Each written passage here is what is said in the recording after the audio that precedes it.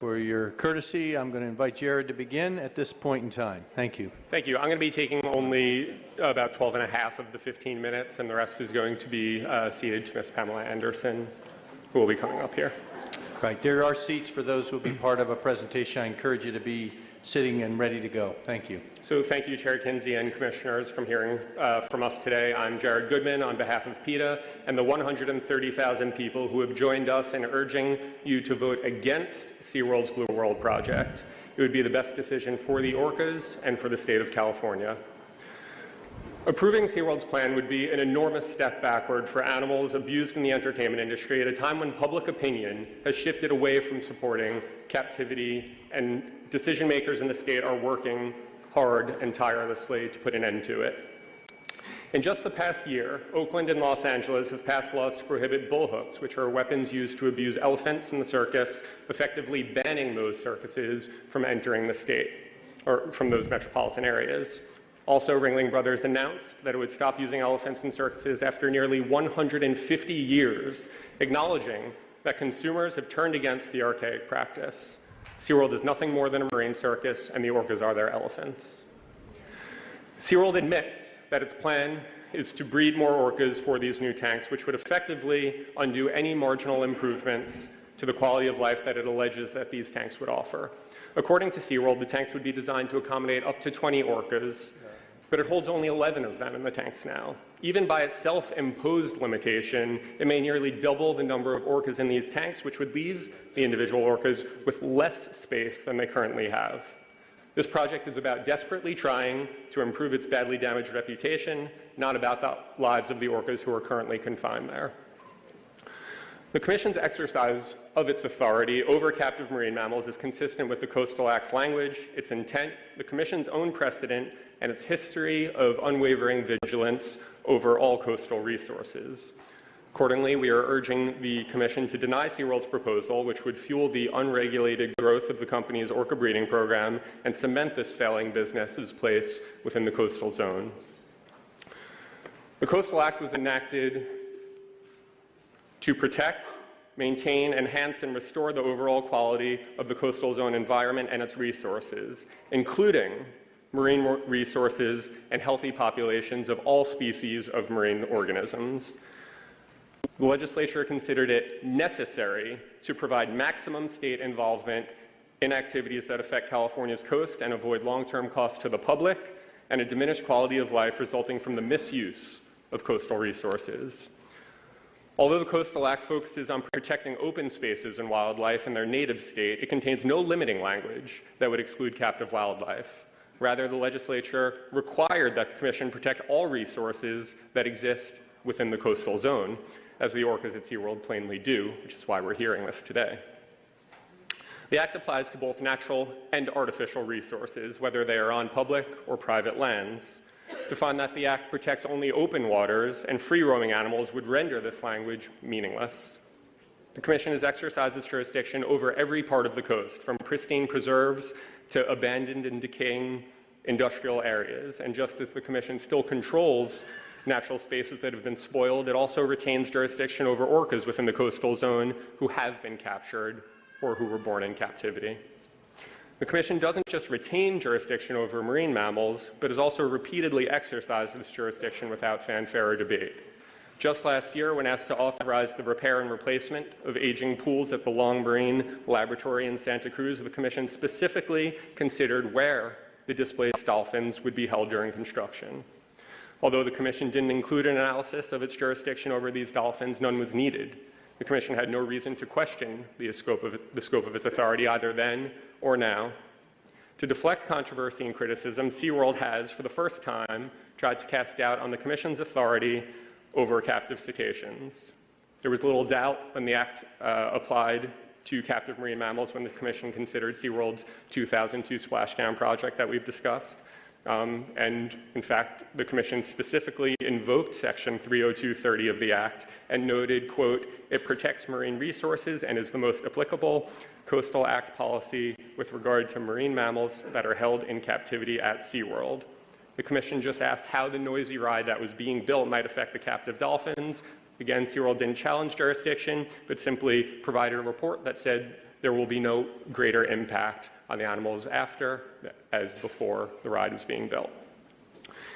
Even now, as the Commission has come to examine its jurisdiction over captive marine mammals, it's conditioning approval of SeaWorld's expansion on noise mitigation efforts that must be taken to protect these very same captive animals. In fact, the Commission has even exercised its authority to prevent racial discrimination in the coastal zone. In 1985, the Commission refused to issue the Jonathan Club a coastal development permit unless the private club, which occupied a public beachfront, disavowed its discriminatory membership policy. The club took its fight all the way to court and lost. And like the club, SeaWorld is a private organization that occupies the coastal zone. It profits from a practice that has become widely recognized as unethical and aims to curtail the Commission's power through a narrow reading of the Coastal Act. The Blue World Project, however, represents a far more tangible harm to marine resources of the coastal zone than the Jonathan Club did. Since orcas are due special protection under the Act, any uncertainty about the Commission's jurisdiction pursuant to the Coastal Act must be resolved in the orcas' favor.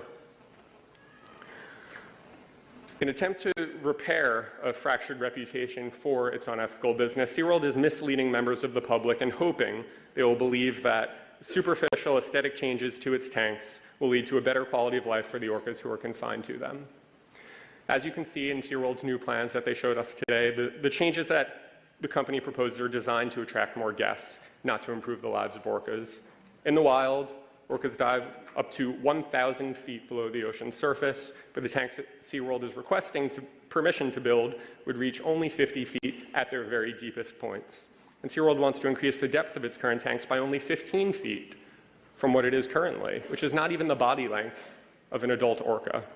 This new glass enclosure and horticulture outside the tanks would do nothing to benefit the orcas or enhance their quality of life.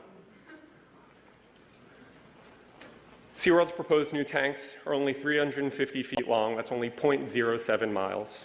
By contrast, as Dr. Visser told us, orcas have been observed swimming nearly 138 miles in a single day. SeaWorld has said that orcas will swim long distances in the wild only because they're required to in order to search for food. But in fact, also as Dr. Visser noted, these animals have evolved over millions of years into far-ranging, deep-diving, top marine predators. They travel in tight-knit groups, hunt cooperatively, and pass down behaviors and unique dialects to their young from generation to generation. But at SeaWorld, they're confined to small concrete tanks and fed dead fish. This is indisputable. These conditions lead to a number of abnormal types of behavior among the orcas, including incessant logging or resting for long periods at the surface of the tank, biting on the sides of the tanks, and excessive aggression directed towards trainers and each other. We've heard from others on these detrimental effects of captivity, so I will only address them briefly. Dr. Heather Rowley, a Peta Foundation veterinarian who has experience working with marine mammals, visited SeaWorld San Diego in September and October of 2014 and the other two SeaWorld facilities earlier this year. Her observations confirmed the damage caused by a life of deprivation at SeaWorld. Although in the wild, orcas spend up to 95% of their time submerged and are in motion almost constantly, the male orca Akaiko is observed lying motionless at the surface of the tank for at least 15 minutes, occasionally lifting his head and opening his mouth as if he were trying to swallow air. And another orca floated motionless in a corner near the exit of the pool. A third orca who is housed in isolation was observed exhibiting a repetitive swimming pattern, which is uncommon in the wild and believed to be a sign of psychological stress and boredom in captivity. Dr. Ali identified rake marks on several of the orcas. These occur when the teeth of dominant orcas scrape against less aggressive animals, and in the wild, while this certainly does happen on occasion, the orcas who are involved in the altercation can simply swim away from each other. In captivity, there's no way for them to escape, which results in chronic and stress and painful serious injuries, as were observed on several of the orcas performing at SeaWorld. In fact, SeaWorld's own veterinary records reveal that orcas have been given diazepam or Valium to reduce the aggression brought on by captivity. We heard Dr. Nolans mention that the orcas are not given antidepressants and given Valium only when necessary for a medical procedure.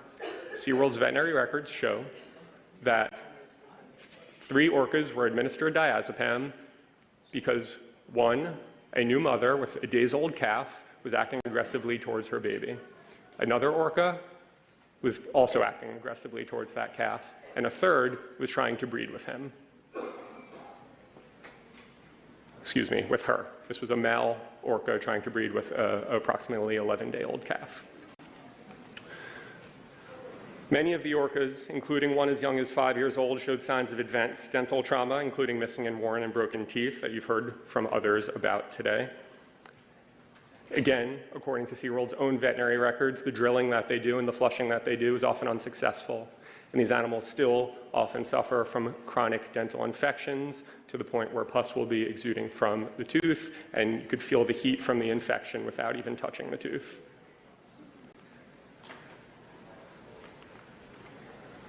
As observed by Dr. Rowley and indicated by Dr. Visser, every single captive adult male had a collapsed dorsal fin, a condition that rarely occurs in the wild and in captivity is believed to be a result of space limitations and extended time spent at the surface of the water. These conditions take their toll on the animals. In the last 10 years, 7 orcas owned by SeaWorld, averaging under 13 years of age, have died, whereas in the wild, orcas have an average life expectancy of 30 to 50 years, and some can live to be over 100. Again, these are facts. These are the animals who have died at SeaWorld within the last 10 years, and the average age was less than 13. While SeaWorld is spending millions of dollars desperately trying to repair its devastated image, it spends less than 1% of its revenue on rescue and conservation. The $95 million that SeaWorld is proposing to spend to construct these new tanks is, based on its 2014 spending, more money than it projects to spend on rescue and conservation over the next 13 years. In fact, several studies conducted by members of the zoological community have concluded that unnatural portrayal of animals used in entertainment actually undermines the legitimate scientific welfare and conservation goals of those who seek to protect them, while other studies have shown that seeing animals in captivity actually fosters disrespect for them rather than reverence. First and foremost, SeaWorld is a business with profit as its goal, not an educational or conservational institution. SeaWorld lost 1 million visitors last year. Its second quarter earnings dropped 84%, and more than 130,000 people have already asked the Coastal Commission to vote against the park's plan to continue keeping orcas in tanks. If SeaWorld truly cares about the well-being of orcas, it will cancel these plans.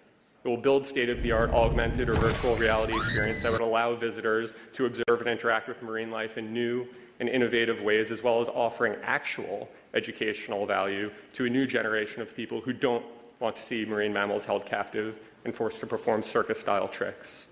And they'd invest in coastal sanctuaries where marine mammals can experience the ocean, engage in natural behavior, and live in an environment that provides them with the physical and mental stimulation that's crucial to their well-being.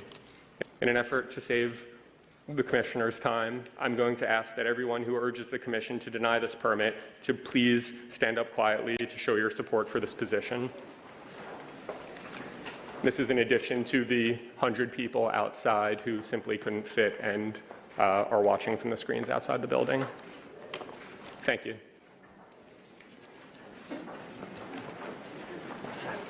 Do you want this? Is this yours? Still going. Oh, okay.